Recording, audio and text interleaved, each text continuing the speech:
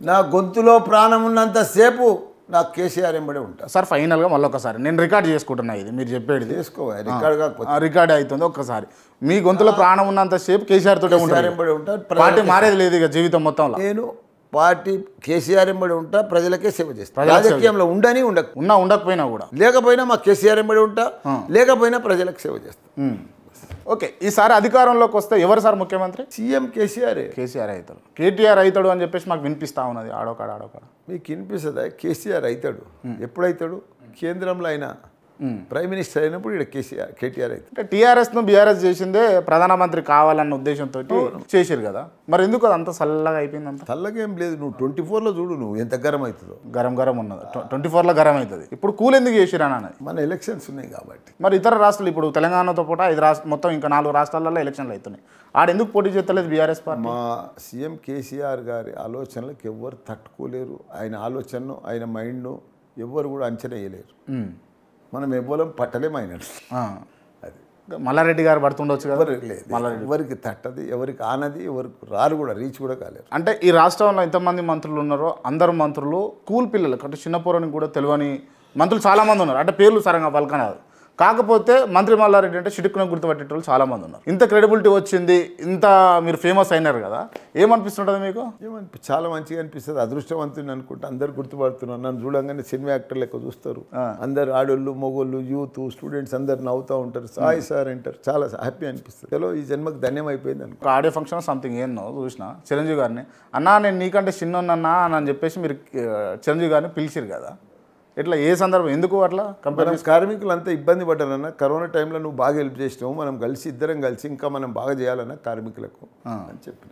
నిజంగా మల్లారెడ్డి గారు కార్మిక శాఖ మంత్రిగా సక్సెస్ అయ్యారా? మంత్రిగా సక్సెస్ అయ్యారు, ఓకే నేను ఒప్పుకుంటా, కానీ కార్మిక శాఖ మంత్రిగా సూపర్ సక్సెస్. దీనికి తర్వాత ఏం చేయబోతున్నారు మల్లారెడ్డి గారు? ఇప్పుడు కరోనా వచ్చింది మన దగ్గర, కార్మికులు నష్టపోయినంత దేశంలో ఎక్కడ ఎవ్వరు నష్టపోలేదు. ఆ టైంలో మన సీఎం కేసీఆర్ గారు కాపాడింది మొత్తం. మన దగ్గర 15 రాష్ట్రాలకి వెళ్ళి తన 25 లక్షల మంది కార్మికులు వచ్చి పని చేస్తున్నారు. వాళ్ళందరూ కూడా కరోనా టైంలో ఎక్కడ బిక్కు పరేషాన్ అయ్యారు. ఆ టైంలో వాళ్ళని కాపాడుకొని రైలు పెట్టి, బస్సులు పెట్టి పంపించి మళ్ళీ రిటర్న్ తీసుకొచ్చినారు. అదంతా కూడా ఆపద నుంచి కాపాడి మళ్ళీ రీప్లేస్ చేసాడు మన సీఎం కేసీఆర్ గారు. నా టైంలోనే జరిగేది కదా ఇదంతా. సార్ మీ నియోజకవర్గంలో మీరు 60 గుళ్ళేమో కట్టించారని చెప్పేసి మేము విన్నాం. 120 గుళ్ళు. ఎందుకు ఆ సంకల్పం ఎందుకు పెట్టుకున్నారు మీరు? ఇప్పుడు నేను గ్రామానికి పోయినప్పుడు ఆడ గుడి సగం కట్టి ఉన్నది, బేస్మెంట్లు వేసి ఉన్నది, చెత్త వేసి ఉంది. నాకు మంచిగా అనిపించలేదు. భగవంతుడు నాకు కూడా మంచిగా ఇచ్చింది కదా గిప్పులు అన్నీ. నేను ఈ గుడి ఎందుకు కంప్లీట్ చేయొద్దు, నాకు పేరు ఉంటుంది కదా అని చెప్పి ఏది కంప్లీట్ చేశారు. ఓకే, అట్లనే కమ్యూనిటీ హాల్ కూడా కంప్లీట్ చేశారు మీరు. అన్ని కమ్యూనిటీ సంఘాలు, కుల సంఘాలకు సంబంధించిన రోడ్డు కానీ రోడ్ లేకపోతే అంతే ఇట్లా వేసేసే అని చెప్పేసారు. సార్ నేను ఏమనుకోకూరి ప్రశ్న అడుగుతున్నందుకు, ఏమైనా బడి బాగా చేయించారా మీరు? చాలా బళ్ళు బాగా, చాలా 25 బళ్ళు బాగా, 25 బళ్ళు దాతలతోటి కాకుండా నాతోటి, దాతలతో ఎక్కువ చేయించారు. ఫుల్ బళ్ళు బాగా. తన పెద్ద మల్టీనేషనల్ కంపెనీ ఉంది అనుకో, దత్తత తీసుకోమన్నా హల్యా వాళ్ళు 60 లక్షల రూపాయలు పెట్టి చేయించినాం స్కూల్. అట్లా అది చైతన్య కాలేజ్ వాళ్ళతోటి, అట్లా పెద్ద మల్టీనేషనల్ కంపెనీలతో 20 స్కూళ్ళు చెప్పించిన. గొప్ప విషయం ఇది. అండ్ ఇంకోటి ఏంటంటే సొంత నిధులతోటి నియోజకవర్గ అభివృద్ధి పనులు మల్లారెడ్డి చేసిండు, నిజమేనా? ఇది చేసిండు నిజంగానే. దాతలు సొంతము అన్నీ కలిపి మిక్స్. మీరు గవర్నమెంట్లో ఉన్నారు, మీరు స్థానిక ఎమ్మెల్యే, మంత్రి గారు, మీరు సొంత నిధులు పెట్టాల్సినంత అవసరం ఉన్నది గవర్నమెంట్ అడిగి తీయదా మీకు డబ్బులు? చాలా మంచి క్వశ్చన్ అడిగినాం.